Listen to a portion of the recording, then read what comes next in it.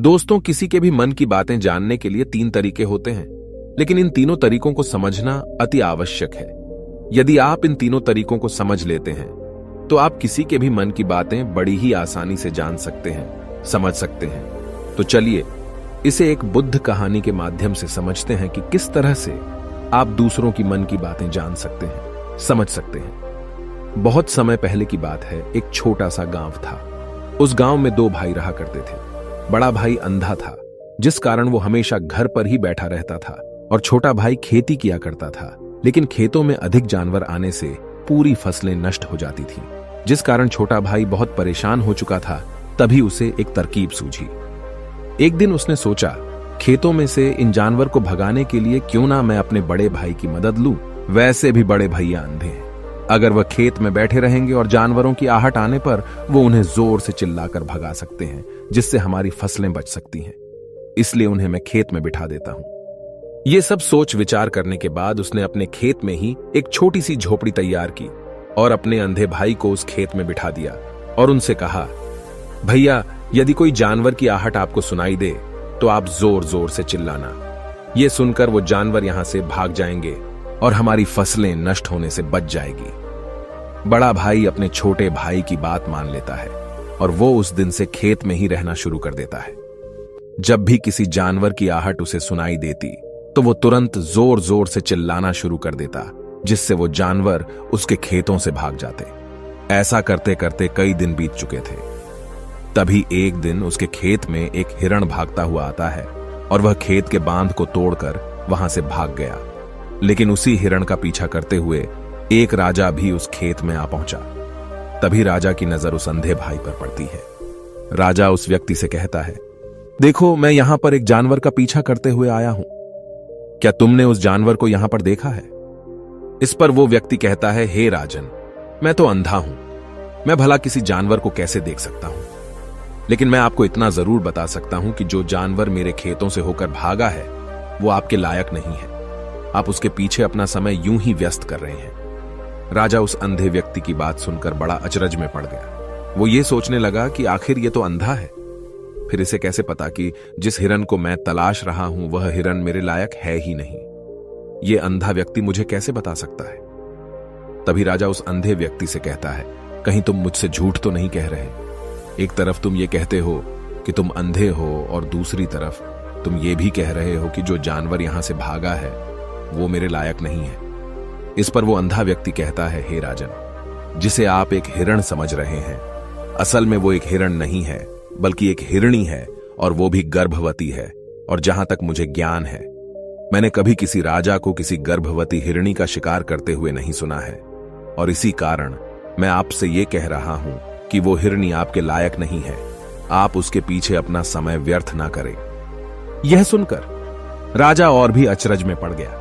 वो ये सोचने लगा कि आखिर ये अंधा आदमी ये कैसे जान सकता है कि वो हिरणी है और गर्भवती है। राजा कुछ देर सोच विचार करने के बाद अपने सेनापति से कहता है, सेनापति जी, मुझे वो जानवर जिंदा चाहिए, क्योंकि मुझे यह पता करना है क्या वह हिरणी है और क्या वह गर्भवती है। क्योंकि यह अंधा आदमी बहुत विश्वास के साथ कह रहा है और मुझे इस बात की पुष्टि करनी है। यदि वह हिरणी हुई और गर्भवती हुई तो वह हमारे शिकार के लायक नहीं है, क्योंकि हम तो एक हिरण का पीछा कर रहे थे। इसलिए जाओ और पता करो कि क्या वो हिरणी है। सेनापति राजा से आज्ञा लेकर आगे की ओर बढ़ चलता है और कुछ देर बाद जब वह वापस लौट कर आता है तो वह राजा को कहता है, हे राजन, इस अंधे आदमी ने जो भी बातें कही हैं वो बिल्कुल सही हैं। वो एक हिरणी ही है और वह गर्भवती भी है। यह सुनकर राजा आश्चर्यचकित रह गया। उसे समझ नहीं आ रहा था कि आखिर अंधा आदमी कैसे पता कर सकता है कि वह जानवर एक हिरणी है, और तो और वह गर्भवती है। भला एक अंधा आदमी यह कैसे देख सकता है? यह कैसे जान सकता है? आखिर इसे यह कैसे पता चला? ऐसे कई सारे प्रश्न अब राजा के मन में उमड़ने लगे। अब राजा ने यह ठान लिया था कि मुझे इस बात की तह तक पहुंचना ही है कि आखिर यह अंधा आदमी कैसे जानता है कि वह जानवर एक हिरणी है। यह सोचकर राजा उस अंधे आदमी के पास जाता है और उस अंधे आदमी से कहता है, देखो, मैं ये तो नहीं जानता कि तुम सचमुच अंधे हो या नहीं, लेकिन मैं तुमसे एक बात जानने आया हूं। क्या तुम मेरे प्रश्न का सही सही जवाब दोगे? इस पर अंधा व्यक्ति कहता है, हे राजन, आप जो कुछ पूछना चाहते हैं मुझसे पूछ सकते हैं, मैं आपको बिल्कुल सच सच जवाब दूंगा। इस पर राजा कहता है, देखो, एक तो तुम कहते हो कि तुम अंधे हो और दूसरी तरफ तुमने यह बता दिया कि जिस जानवर का पीछा मैं कर रहा हूं वह एक हिरणी है, और तो और वह गर्भवती भी है। आखिर तुम्हें यह कैसे पता चला? तुम्हारे खेत में और भी तो जानवर आते होंगे, और भी तो जानवर यहां से गुजरते होंगे, फिर तुमने यह कैसे अंदाजा लगाया? तभी वह अंधा व्यक्ति राजा से कहता है, हे राजन, आप जिस हिरणी का पीछा कर रहे थे वही हिरणी जब मेरे खेत में आई, उसकी रफ्तार और उसके भागने की आहट से मुझे यह एहसास हो चुका था कि यह एक हिरणी है, और मेरे खेत की जो बांध है वह बहुत छोटी है, उसकी ऊंचाई ज्यादा नहीं है। यदि कोई हिरण होता तो उस बांध को बड़ी आसानी से लांघ जाता, लेकिन वह हिरणी इस बांध को तोड़कर भागी है, और यदि वह इस बांध को छलांग लगाकर पार करने का प्रयास करती तो इससे उसके बच्चे को खतरा होता, और इसी बात से मैंने यह पता लगा लिया कि वह गर्भवती है। इस कारण वह ज्यादा ऊंची छलांग न लगाकर मेरे खेत की बांध को तोड़ते हुए भाग गई। इस पर राजा के मन में एक और प्रश्न उठा। राजा ने कहा, किंतु तुम्हें कैसे पता चला कि वो एक हिरणी ही है, और भी तो कोई जानवर यहां पर आ सकते हैं? इस पर वो अंधा व्यक्ति कहता है, हे राजन, मैं पूरा दिन सुबह शाम यहीं पर बैठा रहता हूं, और मेरी सुनने की शक्ति बहुत तेज है। मैं ये बाफ जाता हूं कि कौन सा जानवर मेरे खेत में आया है, और उसी के आधार पर मैं जोर जोर से चिल्लाता हूं ताकि वो मेरे खेत से भाग जाए और मेरे खेत की फसलों को नष्ट न कर पाए। राजा उस अंधे आदमी का यह जवाब सुनकर पूरी तरह से संतुष्ट हो चुका था। वो मन ही मन ये सोच रहा था कि आदमी भले ही अंधा हो, लेकिन ये तो बड़ा ज्ञानी मालूम पड़ता है। इस आदमी से कुछ ना कुछ तो काम निकलवाना ही चाहिए। ये विचार लिए हुए राजा वहां से वापस अपने महल की ओर लौट जाता है। राजमहल पहुंचते ही राजा उस अंधे व्यक्ति से कहता है, आप तो बड़े ज्ञानी व्यक्ति हैं, आपको किसी भी बात का पता बड़ी आसानी से चल जाता है। आज मैंने आपको यहां पर इसलिए बुलाया है क्योंकि मैं आपसे ये जानना चाहता हूं कि मेरी पत्नी पतिव्रता है या नहीं। इस पर वो अंधा व्यक्ति कहता है, हे राजन, ये कैसा प्रश्न हुआ? इस पर राजा कहता है, मैंने आपसे बिल्कुल उचित प्रश्न किया है, मुझे इस प्रश्न का उत्तर दीजिए। इस पर वो अंधा व्यक्ति कहता है, हे राजन, ये सारी बातें जाने दीजिए। आपकी शादी को इतने साल बीत चुके हैं, और अब आप ये बात क्यों जानना चाहते हैं? आपके मन में ऐसे प्रश्न क्यों उठ रहे हैं? इस पर राजा जिद करते हुए कहता है, देखिए, आपको मुझे इस प्रश्न का उत्तर तो देना ही होगा। यदि आप मुझे इस प्रश्न का उत्तर नहीं देंगे तो मैं आपको मृत्युदंड दे दूंगा। राजा के मुख से यह बात सुनकर वो अंधा व्यक्ति कहता है, हे राजन, यदि आप इस प्रश्न का उत्तर चाहते हैं तो उसके लिए आपको मेरा एक काम करना होगा। राजा कहता है, बोलो, मुझे क्या काम करना होगा? इस पर व्यक्ति कहता है, इसके लिए आपकी पत्नी को मेरे साथ कमरे में अकेले छोड़ना होगा। उस अंधे व्यक्ति की यह बात सुनकर राजा पहले तो क्रोधित हो जाता है, लेकिन फिर कुछ सोच विचार करने के बाद वह उस व्यक्ति की बात मान लेता है और अपने सेनापति को आदेश देता है, सेनापति जी, इस व्यक्ति को और मेरी पत्नी को एक कमरे में कुछ देर के लिए अकेला छोड़ दे। सेनापति बिल्कुल वैसा ही करता है। अब राजा की पत्नी और अंधा आदमी एक कमरे में बंद हो चुके होते हैं।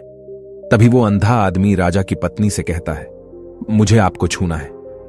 इस बात पर रानी अत्यधिक क्रोधित हो जाती है और उस अंधे आदमी को वो पकड़ पकड़ कर पीटने लगती है, कभी हाथों से तो कभी लातों से तो कभी पटक पटक कर। इस तरह से उन्होंने उस अंधे आदमी की खूब पिटाई की। उसके बाद किसी तरह से वह अंधा आदमी अपनी जान बचाकर वहां से भाग निकलता है और वह राजा के पास पहुंचता है और वह राजा से कहता है, हे राजन, आपकी पत्नी पतिव्रता नहीं है। यह बात सुनकर राजा अत्यधिक क्रोधित हो उठता है और राजा अपनी तलवार निकालकर सीधा अपनी पत्नी की ओर जाता है और क्रोधित होकर वह अपनी रानी से कहता है, रानी जी, आज मैं जो भी सवाल आपसे करने वाला हूं उसका मुझे सच सच जवाब दीजिएगा, और यदि आपने एक शब्द भी झूठ कहा तो मैं आपका अभी के अभी सर धड़ से अलग कर दूंगा। तभी आगे वह राजा कहता है, मुझे बताइए, क्या आप पतिव्रता हैं या नहीं? इस पर रानी कहती है, हे राजन, आप भले ही मुझे जान से मरवा दीजिए, लेकिन मैं पतिव्रता नहीं हूं। राजा यह बात सुनकर बहुत खुश हुआ, क्योंकि उस अंधे आदमी ने जो भी कहा था वह बिल्कुल सच था। यह बात सुनकर तुरंत ही राजा उस आदमी के पास पहुंचता है और आकर उस अंधे आदमी से कहता है, तुम्हें कैसे पता चला कि मेरी पत्नी पतिव्रता नहीं है? इस पर वह अंधा आदमी कहता है, हे राजन, बड़ी सीधी सी बात है। मैंने तो आपकी पत्नी से बस इतना ही कहा था कि मुझे आपको छूना है, और इस बात पर वह इतना क्रोधित हो उठी कि उन्होंने गुस्से में आकर मुझे लात घूंसों से पीटना शुरू कर दिया। और भला कोई औरत किसी और मर्द को कैसे छू सकती है, लेकिन उन्होंने न आव देखा न ताव, बस लात घूंसे मुझ पर बरसाने शुरू कर दिए। वह भी तो एक छूना ही हुआ, और एक पतिव्रता नारी कभी भी पराये मर्द को नहीं छूती। जब मैंने उसे छूने के लिए कहा था तो वह उस वक्त मुझे मना कर सकती थी, लेकिन उन्होंने तो मुझे पीटना शुरू कर दिया और देखते ही देखते उन्होंने मेरे पूरे शरीर को छू लिया। अब आप ही बताइए, ऐसी स्त्री भला पतिव्रता कैसे हो सकती है? इस पर राजा कहता है, तुम तो बड़े ज्ञानी मालूम पड़ते हो। अच्छा ठीक है, चलो तुम मेरे एक प्रश्न का और जवाब दो। यदि तुमने मुझे इस प्रश्न का सही सही जवाब दे दिया तो मैं तुम्हें यहां से जाने दूंगा।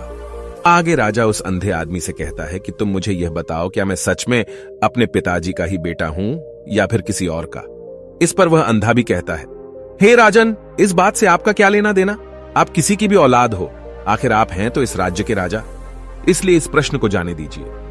लेकिन राजा कहता है, नहीं नहीं, मुझे इस प्रश्न का सही सही जवाब चाहिए, अन्यथा यह प्रश्न मुझे हमेशा परेशान करता रहेगा। इसलिए मैं इसका सही सही जवाब जानना चाहता हूं। यदि तुम इसका सही सही जवाब दे देते हो तो तुम यहां से जा सकते हो, मैं तुम्हें नहीं रोकूंगा। इस पर वह अंधा आदमी कहता है, हे राजन, इसके लिए तो मुझे आपके मां के पास भी जाने की कोई आवश्यकता नहीं है। मैं आपको अभी अभी यह बता सकता हूं कि आप किसकी औलाद हैं, लेकिन उससे पहले मैं चाहता हूं कि आप मुझसे एक वादा करें कि आप मुझ पर क्रोध नहीं करेंगे। राजन ने कहा, मैं तुमसे वादा करता हूं, मैं तुम पर क्रोध नहीं करूंगा। इसके बाद वह अंधा आदमी राजा से कहता है, हे राजन, आप है तो अपने ही पिता के पुत्र, लेकिन आप पर एक कंजूस सेठ की छाया पड़ी हुई है। यह सुन राजा बहुत क्रोधित हो उठा और वह तुरंत तलवार निकालकर अपनी मां के पास जा पहुंचा। वह वहां पर पहुंचने के बाद अपनी मां से कहता है, मां, मुझे सच सच बताइए, क्या मैं अपने ही पिता का पुत्र हूं या नहीं? यदि आपने मुझे सही सही नहीं बताया तो वह यहीं पर अपने प्राण त्याग दूंगा। मुझे बताओ क्या सच है? इस पर उस राजा की मां कहती है, बेटा, तू है तो अपने ही पिता का पुत्र, लेकिन तुम्हारे ऊपर एक कंजूस सेठ की छाया पड़ी हुई है। जब मैं एक बार नहाने के बाद अपना मुंह आईने में देख रही थी, तभी उस कांच के पीछे मुझे एक कंजूस सेठ नजर आता है और उसी की छाया तुम पर पड़ चुकी है। यह सुन राजा बहुत खुश हो जाता है और वह तुरंत दौड़ा दौड़ा वापस उस अंधे आदमी के पास पहुंचता है और उस अंधे आदमी से कहता है, तुम्हें यह कैसे पता चला कि मुझ पर एक कंजूस सेठ की छाया पड़ी हुई है? इस पर वह आदमी कहता है, हे राजन, आपने मुझसे कई सारे सवाल पूछे जिनका जवाब मैंने आपको सही सही दिया है। यदि कोई और राजा होता तो मुझे इसके बदले में ढेरों सारे इनाम मिल चुके होते, लेकिन अब तक आपने एक फूटी कौड़ी तक नहीं दी है। इस बात से ही मैंने अंदाजा लगा लिया था कि आप बहुत कंजूस हो। यह बात सुनकर राजा जोर जोर से हंसने लगा और कहता है कि आप जो भी मांगेंगे वह मैं आपको अवश्य दूंगा, लेकिन मुझे यह बताओ कि तुम्हें कैसे पता चल जाता है कि कौन सी बात सही है और कौन सी गलत? तुम किसी भी बात का इतना सटीक और सही जवाब कैसे दे पाते हो? इस पर वह अंधा आदमी कहता है, हे राजन, मैं तो वैसे ही अंधा हूं। यदि मेरी आंखें होती तो मैं किसी की भी मन की बातें बड़ी सरलता से जान लेता। मन की एक भाषा होती है और यह भाषा मनुष्य के शरीर के व्यवहार के रूप में देखी जा सकती है।